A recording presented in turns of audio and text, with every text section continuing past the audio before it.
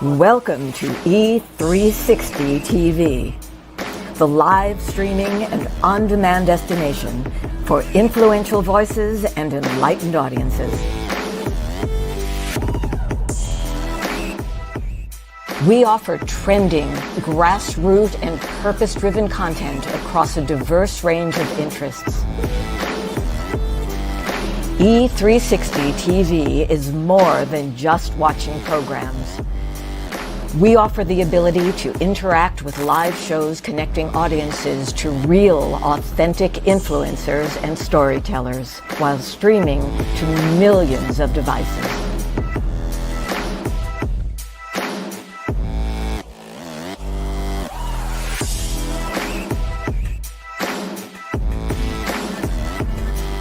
Real experiences. Raw conversations. One destination for it all. E360 TV.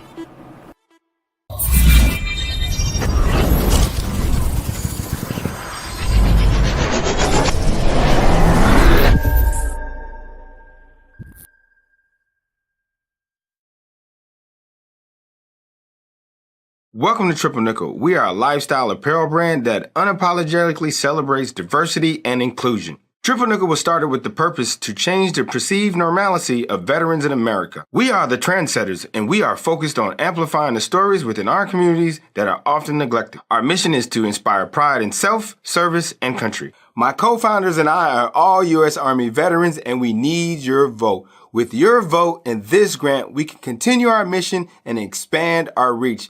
Thank you for your vote, and God bless America.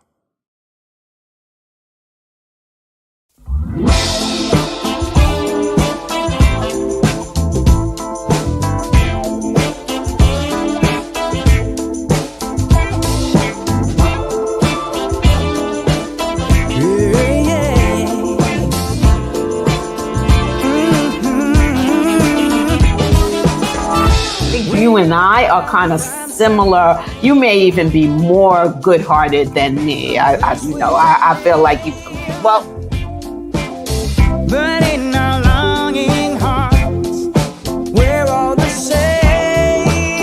Mutual respect and yes. A boundary might have been crossed Yes. that you right. That's So correct. just an example That's of a good example. it is a great example. I appreciate that for Yes. giving me the example to even work with. Let's be the change we want to see. I've never seen difference as negative. I've always been attracted to and intrigued by it. But we're looking for how are we similar? How are we the same? How can we all just get along? We are links in a chain. Unimportant. What's up, everyone? Damn, lighting looks good. Damn. Hold on. What got going on right here? Welcome to Working It Out Across Generations, the show where we talk all things conflict, big and small. Being that we also have a conflict resolution background professionally, we try to give some tips for reconciliation.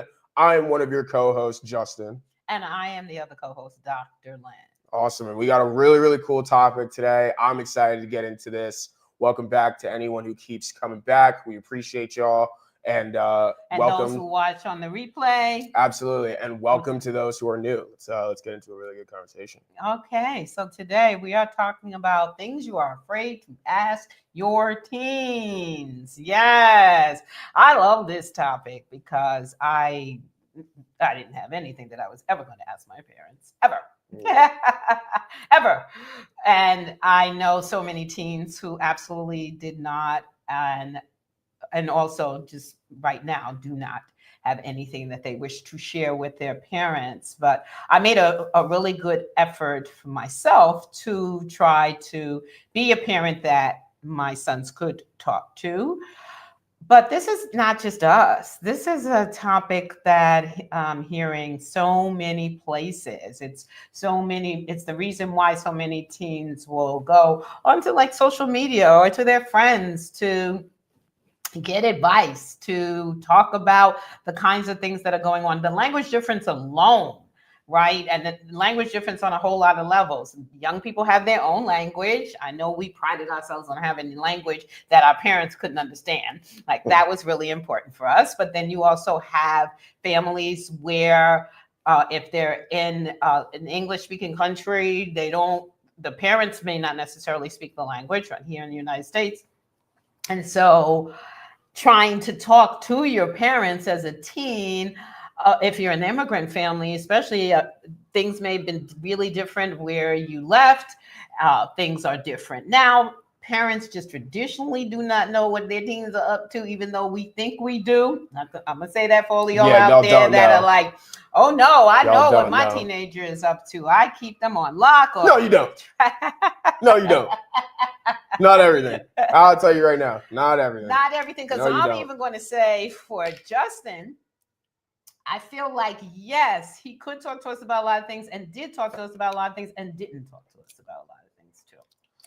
And so you got to think about that. But I also think about the need for privacy and development of yourself to be a person that you want to be. I don't think you want to tell your parents everything, but you want to be able to talk to them when you really do need them, right? Or when you just need some good advice because you admire what they have to say. So I think that I love that we're talking about this because I want to talk about some of the things that you all are afraid to ask your teens. And then Justin, for you to think about it, because you're not that far removed from teen years, even though you are full-fledged adult, recognize that.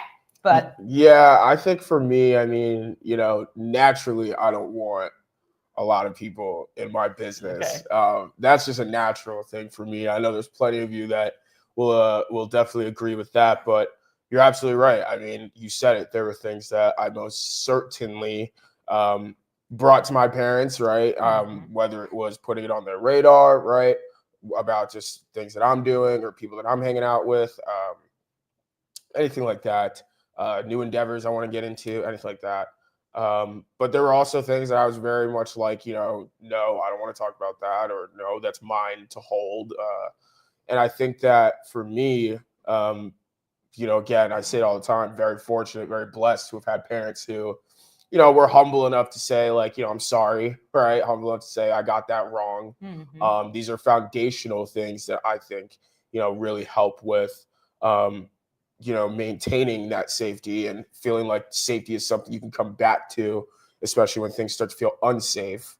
However, I know that that's not the case for a lot of people, and a lot of people generationally speaking, right? Mm-hmm. For your time coming up, during my time coming up, I feel like I've heard a lot of similar stories about, honestly, how parents have, conducted themselves in building or trying to build that foundation for their family, and it not always being something that can be maintained. Yeah. And I feel like that's so unfortunate. I feel like, for me, I was someone who naturally struggled with authority, right? But I'm like, if you guys are my parents, right, you guys got to know something and have to have my back in some way, right? So the stuff that I know I don't know, like, I'm going to trust you guys, right? It's very much a two-way street. And I don't think people talk about this topic or anything having to do with mainly dynamics having to do with age, right, as things being a two-way street. I don't think people give a lot of young people credit for possibly being in tune with how they're feeling emotionally, how they're reacting to certain things, responding to certain things, because those are two very different things, right? Reacting and responding, right? As well as also being able to give tips for, reconciliation. So I think for me, again, very fortunate that I had parents who weren't like that. I've always had a voice at the tables that we have sat at as the youngest too. So that's something I definitely appreciate. But, as far as generationally speaking, I don't know the vast numbers here, right? But I do have personal stories of friends or people that were friends who were definitely getting to a place with their parents of, I believe the word is emancipation. Oh, Emancipation. Now young people are really talking about that. Yeah, like Yes. completely estranging themselves from the family, right? And for me, why I think this topic is so cool is because, I really am someone who's about foundation. I'm about, life's already rocky enough, right? We're gonna be swept up from under the rug. We're gonna be thrown curveballs that we're not expecting in the pitch count. There's so many different things that are gonna come from life that I don't want to necessarily add to that like uncertainty for people. So when it comes to foundation, something that I know or you can always come back to with me in regards to conversation, in regards to conflict, right? As we're talking about conflict on this show and going towards rehabilitation and reconciliation, I always want to make sure people feel like they have a strong base of love and trust and safety to come back to with me when it comes to bringing up these things that they feel unsafe or unloving of thinking or feeling. So it's definitely big for me as far as foundationally speaking, because I think that we all could do a lot better with, just making sure we walk the things we talk and all those things, right? Life will get to us where, we can't exactly give 100% all the time, right? We only got 50 or 40 or 80 or 70, right? However it is, though, we have to be able to work with whatever number that looks like and meet people where they're at. Yeah. Hey, Jacob, thanks for joining. I love this comment. Yes, it's a balance for us parents as well, because it's hard for parents to watch you fail, even though we know you have to learn. I can imagine. I can only imagine. Jacob, thank you so much for that. Not a parent yet myself. It's definitely a big dream of mine one day, but I can only imagine. We've had numerous conversations about me or my brother even leaving the house, and going out with friends, let alone with actually having conflict and things that come up and things like self-esteem being hit and all these different things. I can only imagine how difficult that is as a parent. Yeah. So, I'm in the imagine stage now, but I think I'll be able hopefully to know what you're talking about one day later down the line. Later down the line. I am nowhere near ready, but once I get there, it's gonna be dope. You're not ready. Yes. Yes, I know I'm not ready. Not because you say I'm not ready. Yes, I know. I know I'm not ready. Anybody needs you to tell me I'm not ready. All right, cool. Nobody trying to tell you. We self-aware over here. We do our work over here. So absolutely. Well, I started to think about what are some of the things just from the generational take, right? For me as a teenager, what were some of the things that I think would have been great if I could have had my parents ask me? And, one of the things is find a better way to ask your teens what's on their mind, because it really is the kind of thing where it's hard enough to say all the things that as a teenager, right? Gosh, you're really such beginning stages of life and all the different things, unfortunately, that you have to even deal with, because I didn't have to deal with a lot of the things.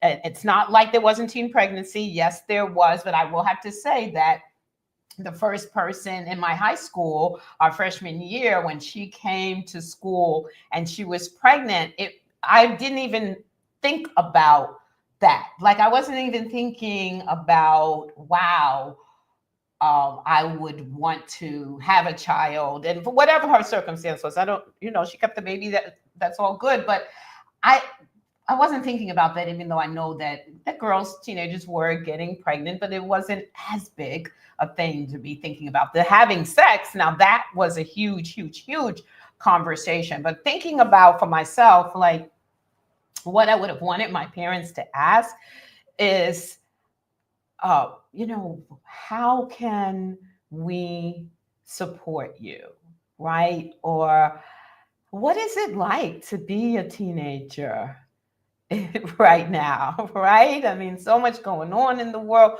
What's it like to be a teenager? How do you feel about you, right? I felt terrible about me.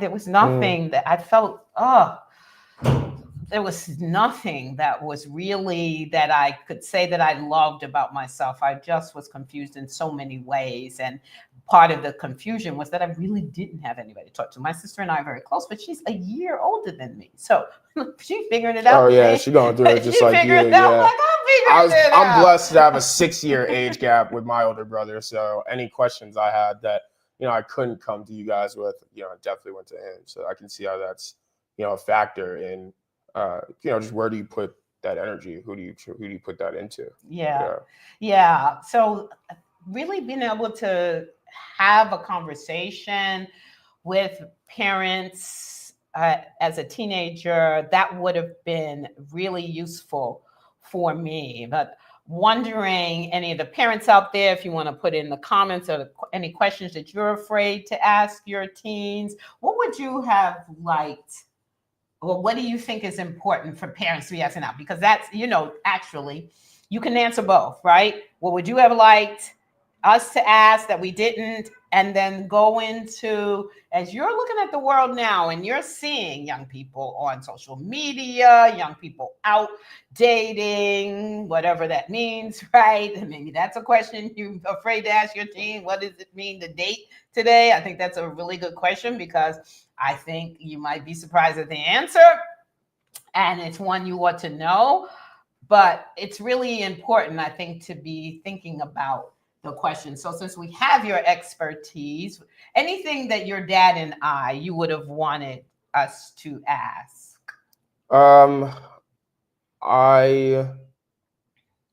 Working in real time, right, everyone? I mean, wasn't expecting that question.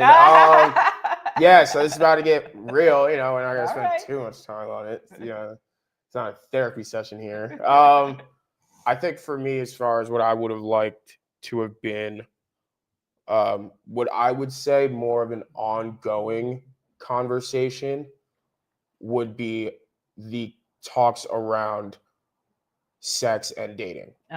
I wish those were more ongoing. Check in with me and at different stages, right? Because I think that you get introduced to it at one point, then there's a point or a stage where you are comfortable, so you're doing it more, whether that's dating or having sex, right? Being sexually active. And then there gets to be a point where you're kind of like, I wouldn't say like, I don't really know if I want to use words like used to it, but like, I mean, I guess that kind of is just what it is. Like you're used to it. You've done it, you're comfortable with it. You know yourself more in it, right? You've done some introspection and all those different things. And I think that in each of those stages, there's things that come up and times where, especially the younger you are, where check-ins, I think, are just really important for young people to know that it's not one of those things that, you're just going to learn from sex ed whenever they do that. Because schools also do that at different times and introduce that. There's no linear, here's when we introduce sex ed, right? So when we talk about exposure, right? Exposure to certain things sooner than others, right? I think that just more check-ins within the house would have been more helpful for me as far as the sex, the dating, my role as a man in those things. Because I feel like those are topics you do not want to leave to life to figure it out, to get like tips and, really real lessons from life, like completely leaving it up to life. That's not the only way that I think you should go about conversations with sex and dating and things like that. So I think just more check-ins. Well, in real time, I'll say that I think that my view on that was taken from my mom, and it was the wrong view. My view was that was going to be you and your dad. And that, and I really wish that I had not done that, because if thinking about it, I'm the bigger talker. I'm the one that called the family meetings. You all dragged yourselves to them, but then loved them at the end. But he dragged himself too. she always attracted us with everything we needed to show up to the but table. everybody talked. But we did talk. Even your brother, who, he's not the bigger talker in the shout out, big bro. All the family meetings, no one was silent. Everybody did talk. But on that, the sex part, yes, I did leave that to your dad, and I should not have. So my advice would be, if you have two parents, that you not necessarily take that view unless it seems like that's what the child really needs. Like the child's not responding to both. So who's the one that has their ear? I'm always like that with anything. When someone is really going off track and needs some help, the question is, who has their ear? Because then you at least know they'll sit down to listen to you. Yeah, I agree. I think I trust and trusted both of your ears. Mm-hmm. So, there were times where it would be like I'd approach one of you and then you'd be like, well, go ask the other parent. And then it's like, all right, well, I didn't really get like your word though. So like, how do I really like, it doesn't seem so black and white for me. Right. So that's why I feel like the check-ins really would be important. And then, I don't think you should leave any parent or whatever should leave stuff up to the internet. You guys didn't do this until later, but you guys definitely got into the whole like, well, just go Google it thing. Right. And I think that is just like ridiculous of anyone Mm-hmm. to do or whatever.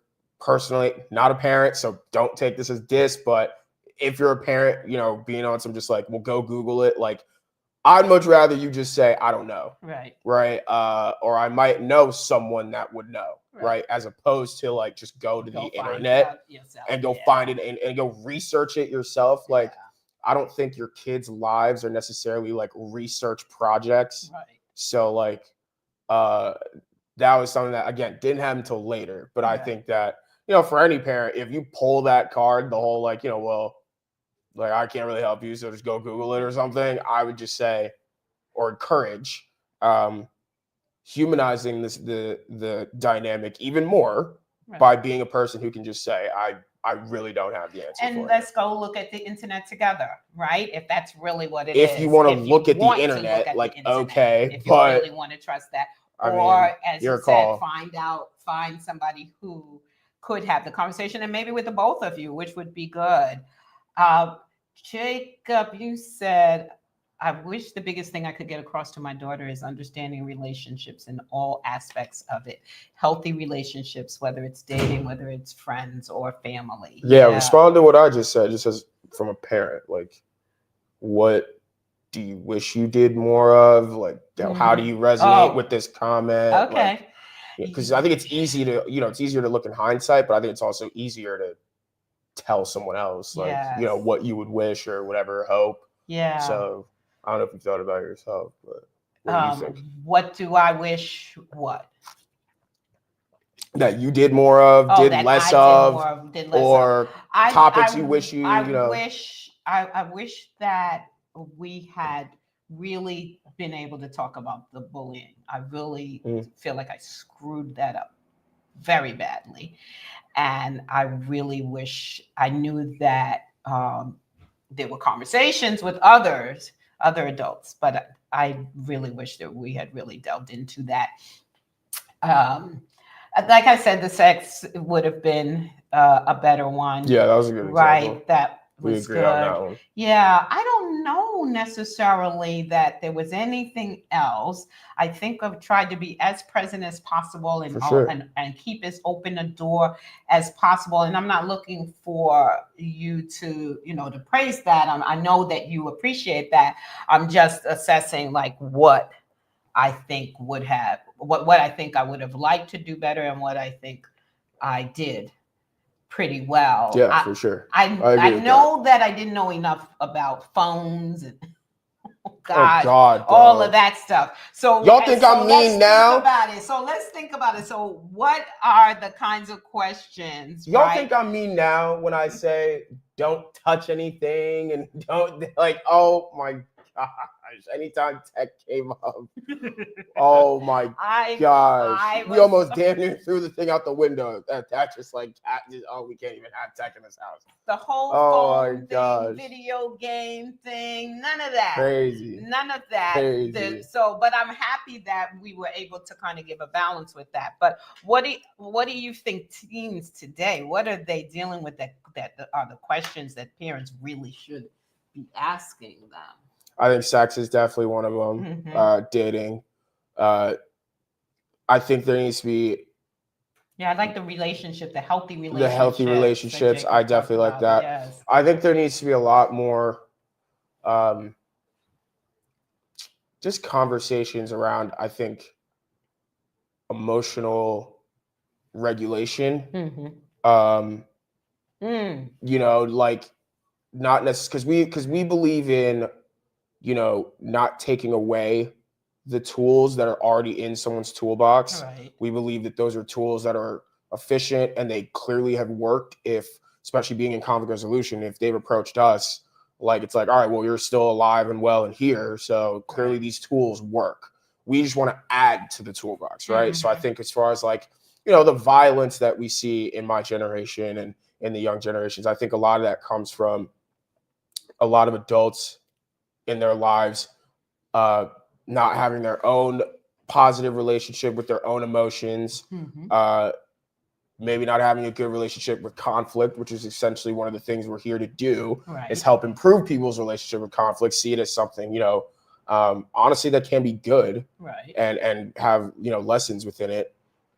I think the violence is a big piece. Yeah. The emotional regulation, I think it's, you know, one of the reasons I love boxing and I love, you know, like mixed martial arts and things like that.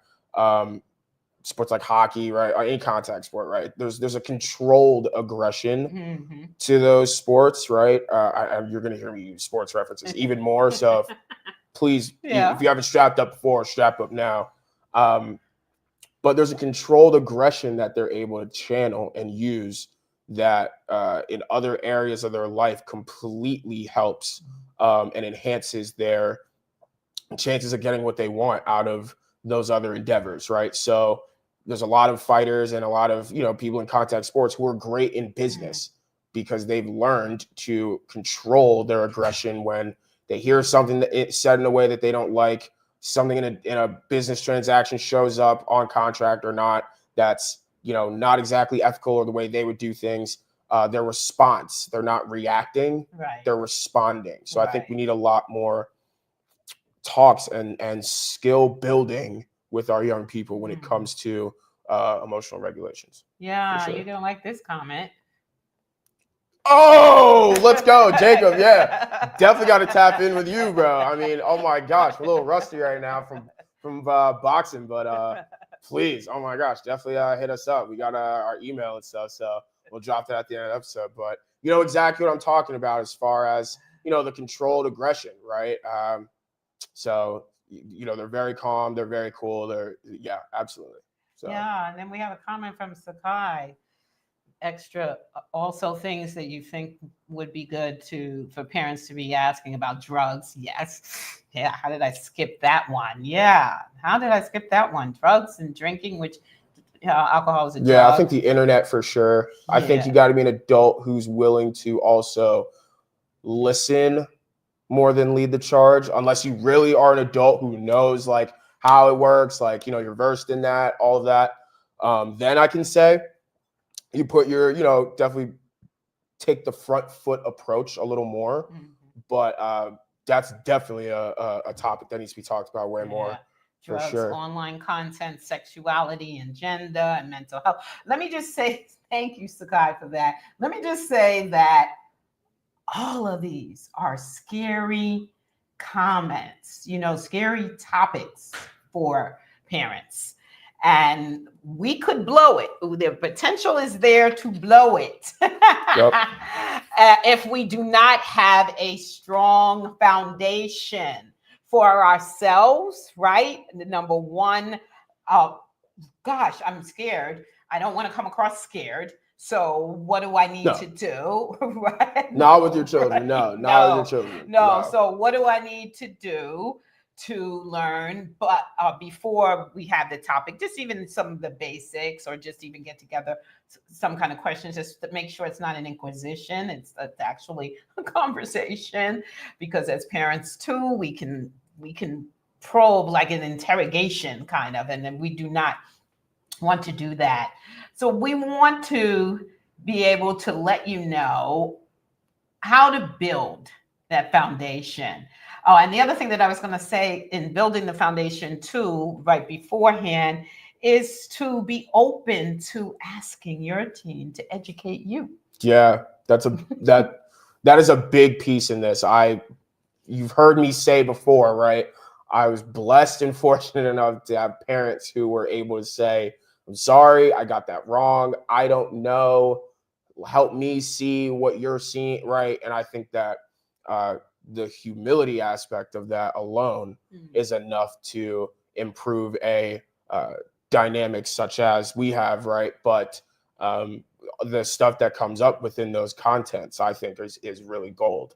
Yeah, so but it's terrifying. It's terrifying. It's tough. It's tough as the authority, as the, right? Woo! And I've said it, we're sponges to the people we respect most, hold in the highest regard. So I completely get that. And as much as it was terrifying the day that I humanized my parents, it Only never one day? it snapped into me really for one day, like, oh my God, these are people too figuring it out at the same time, and they have two people that they're raising at the same time. So yes, but I never thought less than with that. It was terrifying because it meant, oh my gosh, like, not like we're equal, but like, oh, like you're a person too, like, oh, you're immortal, oh my gosh, like you're not superhero, right? And then at the same time, though, it was still like, but you are still a superhero. Right. So I don't know if that helps other people with the humility, but that goes a long way with your children, because when we think y'all are scared as parents, or we can smell it, I'm telling you, just like, oh my gosh, if I'm scared and then the people who are supposed to protect me are scared, right, what am I supposed to do here? And then I'm going to take it into my own hands, which we need a lot less of. So. Yes. Okay. So setting this foundation, right? Spend time with yourself first, right? Yes. Anytime. I don't mean just, okay, so now they're whatever age, they're 13. So we're going to open up the doors of communication, right? The lines of communication. And then you go sit with yourself, and then you never sit with yourself again. I mean, every single time you want to spend some time with yourself first, see where you are, regulate your emotions, be able to be willing to be in the conversation, even if the conversation can get heated. Right. We have a great relationship, which we work on all the time. Every day. We need to show some behind the scenes. Every day, bro. Film of, but every day. And as a teenager, there were plenty of times when he got mad at me. I don't know if you remember when you called me a germ. You didn't call it to my face. Yeah, I did. I was younger too. I was not a teenager, but I was younger. I did call her a germ. I was very upset. To your brother. You said it to your brother. I was very upset. We were on a family vacation. Y'all know how that goes sometimes. Yes, that was a while ago. But we still bring that up. That is hilarious. But what I really love and appreciate about that, though, is your brother came to me. He was still laughing because he thought it was very funny. We still laugh now. It's hilarious. He came to me to just kind of say, you might want to say something, you at least need to know how he reacted, like how that went down. But I say that to say, like I said, it doesn't mean that because they argue with you, or even if the relationship is a little tense, it doesn't mean that you can't set a foundation to try to have a relationship where you can ask them questions and they can ask you questions, and be ready for them to ask you questions. Don't sit up there and lie.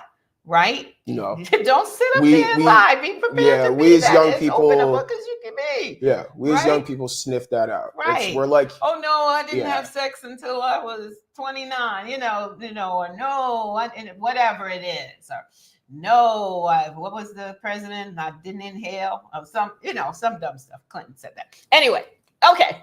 Just older spend people some time stuff with yourself first. Anything you want to say about that? No, I definitely agree with that. Okay. Definitely spend some time with yourself first. Just the safest way to go about it. Start to go about it. All right.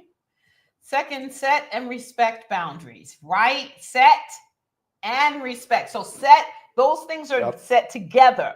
That's not, listen, I'm your mom, I'm your dad, whatever, and you just need to know. We're gonna have a conversation, but you're gonna have to talk a certain way. I think that I understand that. I truly do. From the age that I come from, I understand. But I don't think that young people are necessarily being disrespectful when they are being real. When they really talk, now you understand somebody calling you out your name and all No, that. for sure. That's For disrespect. sure. But if they're saying things like they're cursing, or they're not saying it in the kindest way yet, but they're getting it out there, then you have to understand that you may have to widen things a little bit. It's not that you can't set boundaries, but you don't have to keep them so strict, especially if you really want a conversation. You want answers to your questions, honest answers to your questions.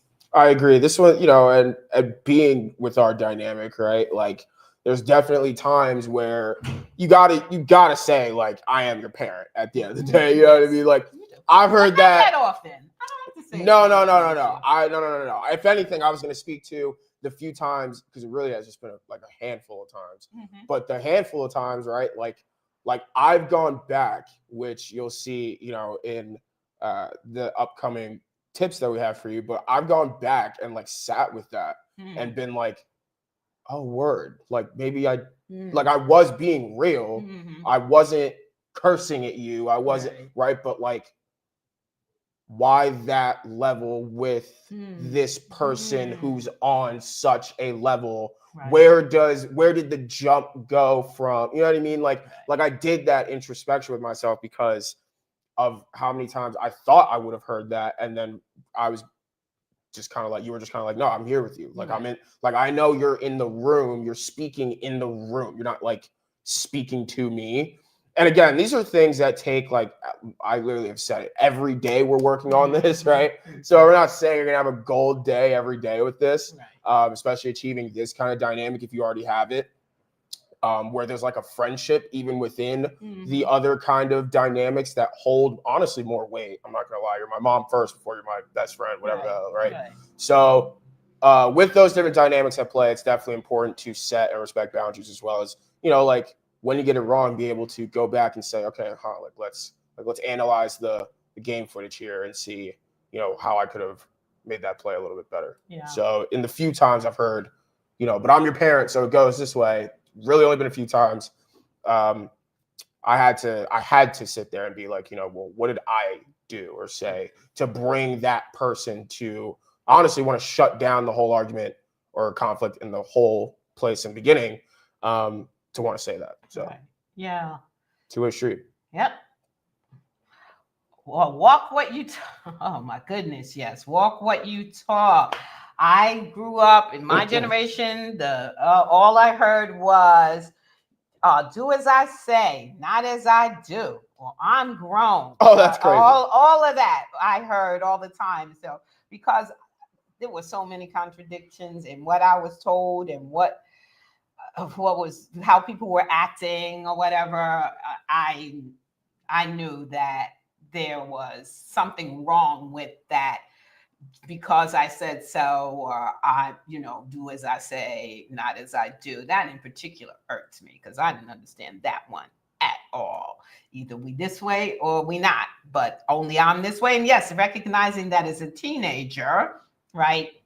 There are things I'm not going to be able to do. But when you talk about conduct, right, that should go across the board as far as I'm concerned. And anyway, walk what you talk, especially when you say you can come to me. I mean, my mother's thing was, you can come to me with anything. I'm going to yell, but what? Then why would I come? Come on, y'all. Oh, man. Make it make sense, because that doesn't make sense. Right. You can come to me with anything, but I'm not going to change anything to make you feel safer in approaching me.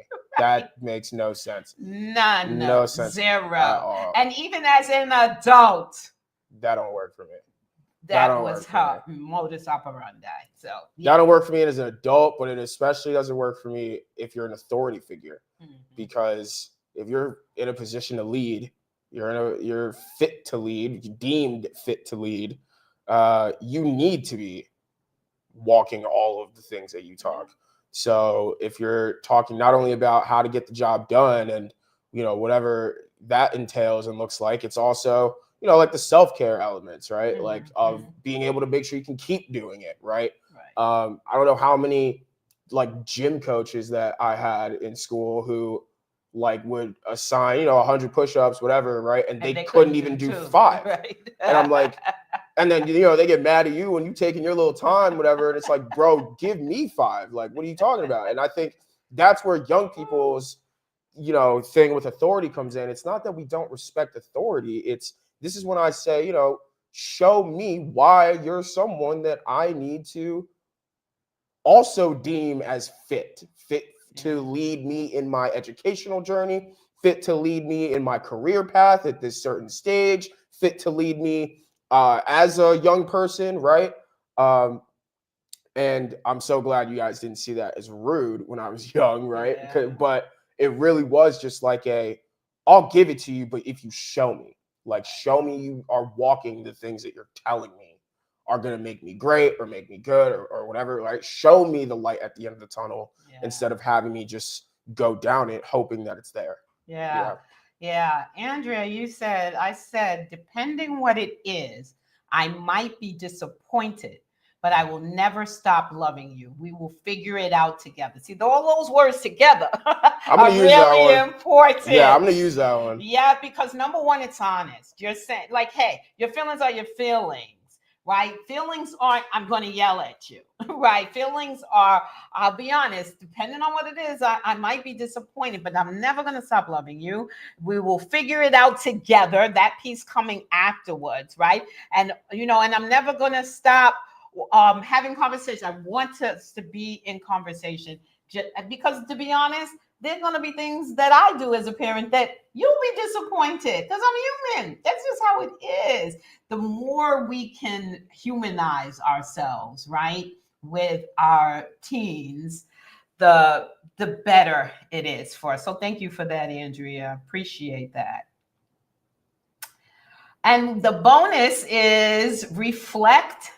And we got a bonus. Yeah, I don't know why that word's there twice. It's a bonus. Reflect and learn. Listen, you talked about that. Look, if I got, you know, out of hand or whatever, reacted a certain way, I would go back and think about those things. Reflect and learn. Don't just go back and think, well, great, I did that. Or great, I'm the parent and I showed them. Or I, you know, said what I needed to say. No, sit down with that conversation. Really think about that.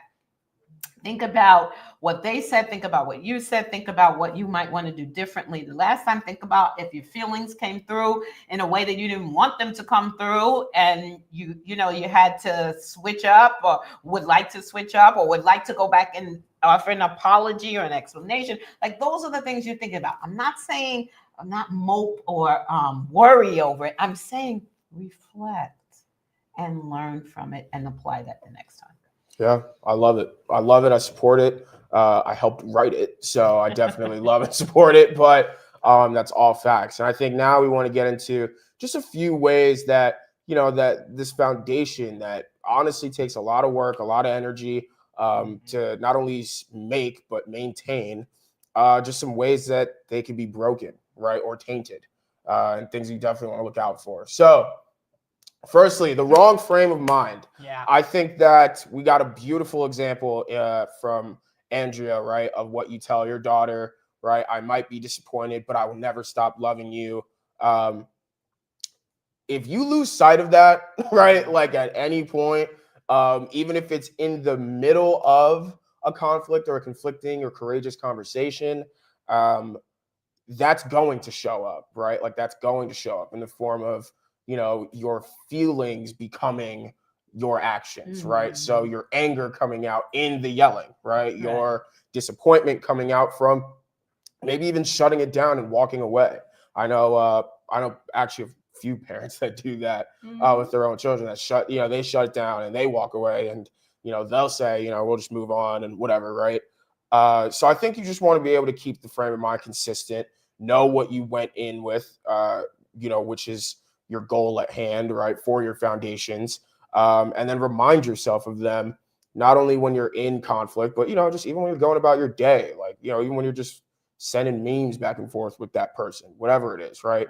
Remember what the goal is at the end of the day, because a simple reframe that's not healthy or supported with real, healthy things that support that, right? I think it's only going to show up in the tainting of a relationship. Yeah, I like the wrong frame of mind. Yeah, you got to be in the right frame of mind for it, because them sharing with you is not a requirement, right? No, Sorry, no, it's not a requirement. You cannot make them share your thoughts. That was the one power that I held for myself.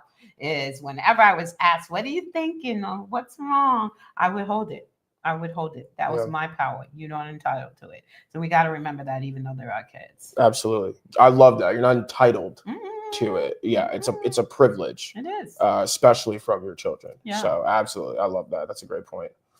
Next, sharing vulnerable conversations with others, which only leads to distrust. I don't know how many parents that I know personally that tell the business of their children or conversations of their children to other people, even if it is in the form of talking to someone that a parent deems safe, or someone that they trust, someone that they go to for advice and all these different things. That's all fine and dandy. However, I personally don't see how this builds more trust, especially when your child knows that that's something you do. Is go tell other family members what's going on, right? They could be going through something really, really deep around mental health. That's one of the topics that came up before in our list from Sakai. Thank you for that. That, like, if your child knows that, then they're immediately just going to be like, because all autonomy is taken away from them because it's still their situation, right? I always say all the time, like, you may know how this feels or a piece of this, right? But unless you're going through it, you don't know. And if someone is in the room that is, then we really should do a lot more listening than trying to lead the conversation. And I think part of leading the conversation is leading it into other hands, mouths, ears, whatever. And so I think really keeping it, the business of that person or who that person deems should make it their business. Yeah, I think this is a tough one, because as parents, you should not be talking about your child around your child. But I do know that as parents, there are times when you just need to talk to someone who you can trust to keep it with them and not be telling everybody. Because I do know I grew up with families that would tell each other's business, and I'd be in the house and they'd be talking about, oh, this one cousin so-and-so is going through this, and this one, that, no. But I do understand you gotta be able to be careful and cautious. I can remember one time my sister and I, we were at some friend of my mom's house, and we were in the room. We spent a lot of time like that. The kids in the room, right? Yeah, I still can't get over that. Kids in the room, and they were outside. Well, in the living room, but we could hear them talking. And my sister and I heard my mother repeating a conversation that she had with us where we did something wrong and she, let us have it or whatever. And we had so much of that. We were teenagers. We had enough. And I don't know how we got so bold, but we burst open the door to the living room. We're like, that is not how the conversation went. You just exaggerated. That is not what you said. And oh my gosh. Oh my goodness. The humiliation, we paid for that, believe me, when we got home, but we didn't care because we just did not like, number one, we didn't like she was telling them, because these weren't even people we knew. These were friends of ours. We're not even talking about close family here. And number two, you're going to lie to make yourself look better or exaggerate if you don't want me to say you lied. Which a lot of times in these situations is the same. Right. Word. It is the same. But in any case, a lot of times. No, don't share the vulnerable conversations unless it really is that you just have to say it to somebody and you know that they will not share it outside of that conversation. Yeah. And while I agree, my hope is that it would be a therapist, not someone else that's in the village of who supports your child. Yeah. And I know that might be controversial, I think but you'll change your mind one as a parent. yeah, I mean, I've been in therapy for I don't even know how long. I think I'll probably still be in therapy when I have a child. It's probably up the sessions when I have a child. So I stand by what I said. Get a therapist. Lastly, when you stop being open to learning, I've encountered countless adults who thought that they had the answer to everything, thought that even just in the dynamic of even like teacher, student, or whatever, right? As long as they were the authority, their word was the final word. And to my detriment at times, my ability to say, like, screw that. Like, I don't trust you. You're not really looking out for me, right? You're not open to hearing what I have to say. Again, to my detriment at times, but I stand by that through and through. The reality is it is a two-way street. Like I said, young people are very, very in touch with their emotions and how they're feeling when they're responding and when they're reacting, even if they may not have the language necessarily per se for the difference. And I think that these are just things that need to be heard, valued, taken with more than a grain of salt. I think it needs to be taken as, people's truth. Not just like, this phase they're going through of, being rebellious and all that stuff. No, I think a lot of kids, especially my age, we want to talk. We do talk. We are talkative. And I think there's a lot of gold that can come out of a strong foundation being set for a child to be able to say what's really on their mind. And when you're a parent or a person who decides that you got to stop learning, I think you're doing it wrong. I think growth comes from stretching yourself. I think growth comes from doing the uncomfortable thing.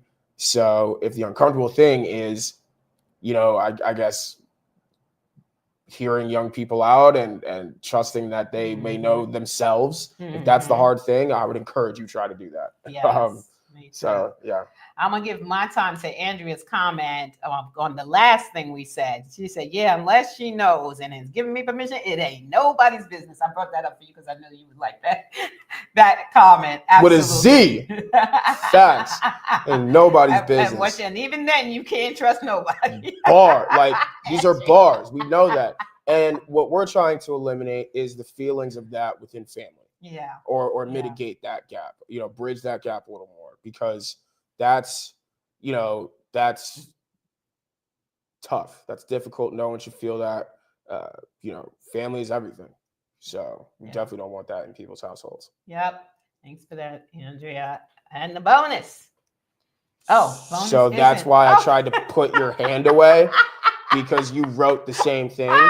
I'm sorry. The bonus is using shaming as a tactic. Let me hide this. Bonus. So don't shame me for making that mistake. You're right. I'll save it for off camera. Oh no. We have to keep rolling film off camera because you all have to catch these conversations. Yeah, I'm telling you. Yeah. So Kai, if you're still watching, you got a little taste before the show. It's great. All right. So using shaming as a tactic as a way to destroy foundation. So you wrote it. Okay. And we're closing in on time. Okay. So say your point. Oh, thank you. And then help wrap us up. When you let them have all the conversation they want, they become healthy adults. See what happens when adults stop being open to learning? I will shame you now. See what happens when adults? Yeah, no. That's what happens. I'll shame you now. I'll shame you now, and I will enjoy it. That's what happens. All right, so shaming is a tactic.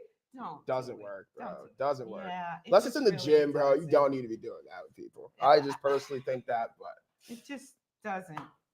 Y'all tell us. Because the chances are, as a teen, and again, their world is so much happening, they are probably already maybe feeling shame. Yeah. And the last thing that they want is to then have that be piled on by the parent. There was a lot of shaming in my era as a child. A lot of shaming.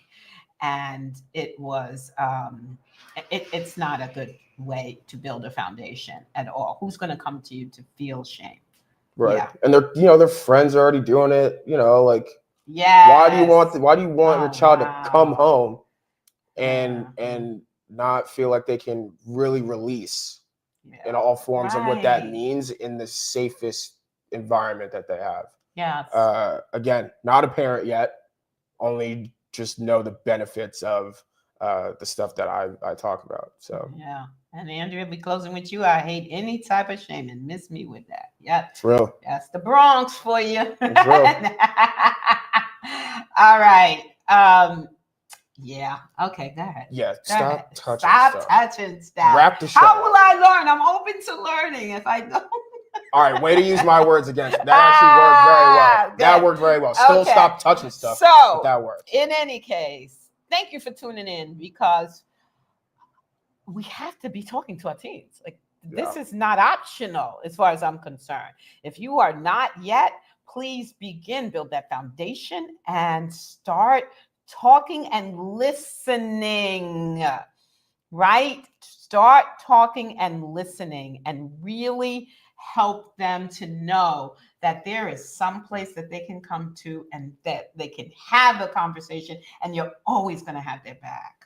Yeah, I would say never stop learning. We're all people here. We're learning until the day that we are called to go from this plane. So hopefully we are. I think that it's really important to, just keep wanting to do that. If life starts feeling a little too boring or whatever it is, like you're not stretching yourself enough, stretch yourself. Yeah. There's always another area to do that. We've heard it before. We've said it before. Get comfortable with the uncomfortable. We have a whole episode on that. So we stand by that for sure. Yes. Oh, so thank you. Yep. Stop touching stuff, Lynn. I tried to be helpful again. That's what happens when you stop learning. So tune in next week to Working It Out Across Generations on e360tv.com, Trajectory Channel, Roku, Amazon Fire, Apple TV, more subscriptions on the way. YouTube, Facebook, sorry. We've got Facebook, Working It Out TV show. Watch it live, like us. Catch us on YouTube. There we go. Yep. Working It Out Across Generations. Shout out to everyone coming in from YouTube. We've also got an email, so please, if you want to hit us up with any sort of reactions, any topics you want us to talk about, please, Working It Out Across the Generations at e360tvlive.com. Like we say all the time, every view, every subscription, every follow, every share, all of it, every comment means the world to us. Small is all here. We are firm believers in that. So all of this is amounting to something great. And we appreciate just everyone that's been rocking with us on this journey. We've had a lot of fun with it. We're going to continue to have a lot of fun with it. We're going to make conflict something that, people approach just a little differently. That's all we're trying to do here. So. And talk about more in healthy and productive ways. Thank you for the love. We see you. Thank you, Andrea. Thank you, Jacob, for showing up. Thank you, everybody else, Sakai, everyone who showed up and then made comments as well, or even if you were just here or if you're watching on the replay, thank you. Listen, we always close out the same way. Conflicts are here to teach us something about ourselves. So go out and find out what that is. I'm Justin. And I am Dr. Lynn. We'll see you next week. All right.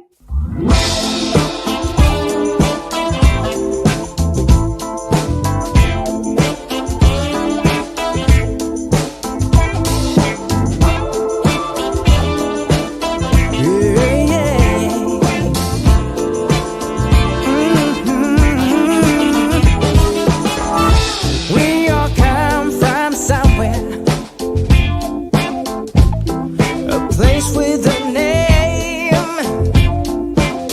but in our longing hearts, we're all the same.